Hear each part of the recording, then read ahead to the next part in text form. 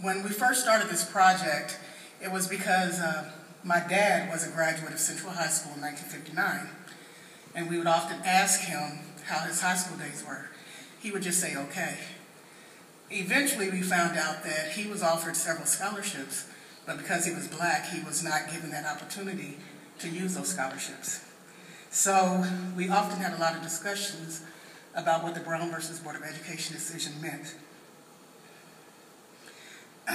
You might have read in recent weeks, the Kansas City, Missouri School District, now known as Kansas City Public Schools, was named one of the worst performing school districts in the country by Arnie Duncan, our education leader.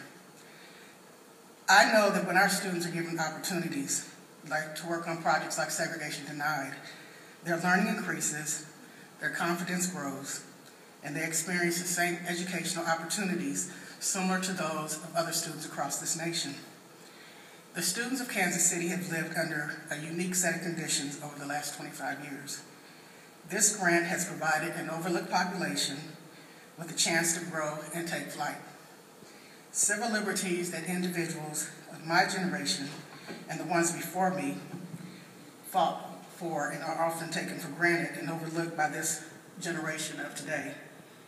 Freedoms that were hard-won in previous years are looked upon as trivial and trite because the difficult part of American history is not adequately explained in our textbooks. Segregation Denied has provided our young people a rare glimpse of their direct past and how it can affect their future. Both of my parents were members of the class of 1959. It was conversations with them that sparked my interest in how the Brown versus Board of Education decision has affected our lives over the last 60 years. Not only were my parents part of the first wave of black students attending previously all-white schools, my brother and I were part of the busing decision and desegregation movement in California. Two generations affected by the legal decisions that make this country unified in spirit and reality.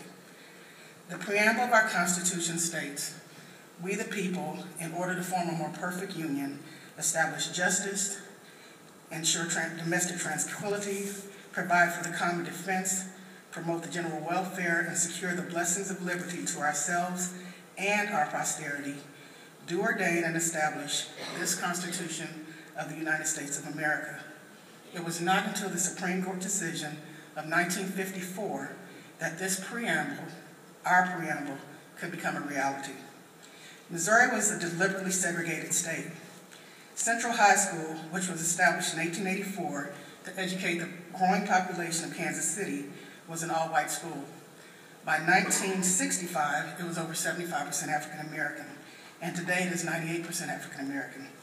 Central is home to some of the lowest test scores in Kansas City, but test scores do not account for the spirit of our students. As we've gone back to the past, 21 young people, grades 8 through 12, have been introduced to history that they briefly read about in government classes. Using technology, they have Skyped with people like Bob Richardson, who was a graduate in 1955 in Washington, D.C., my father, Wayne Shipley, and Melba Curls, who is a city council member. They have all been agreed to be interviewed for this project. Mrs. Riley, our alumni coordinator, has made it possible to contact students of all races of that class so that our students can be introduced to past graduates. Lynn Clausen-Day and the Diversity Department of UMKC have provided guidance in working with their college-level students so our young people learn the technological aspects of this project. And our website, segregationdenied.com or .net, will be up and running next month, just in time for Black History Month.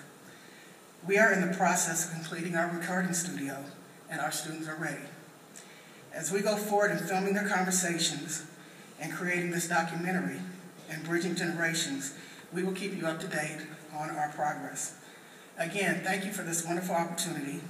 Kansas City Public Schools, thank you. Central High Schools, thank you. But most importantly, my students, and these are all of our students, we all thank you.